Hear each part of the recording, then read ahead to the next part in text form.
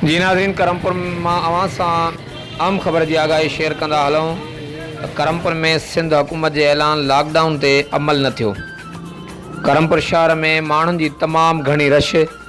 समाजी फ़ासिले वारो सिंध हुकूमत जो हुकुम हवा में उॾरी वियो।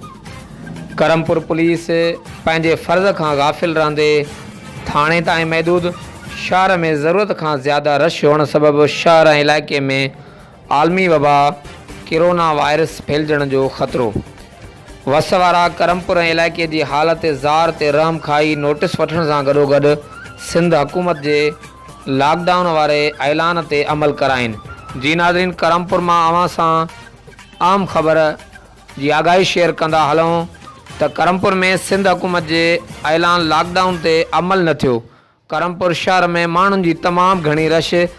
समाजी फ़ासिले वारो सिंध हुकूमत जो हुकुम हवा में उॾरी वियो। करमपुर पुलिस पंहिंजे फ़र्ज़ खां गाफ़िल रहंदे थाणे ताईं महदूद। Javed Usman Bijani, JTN web news, Karampur.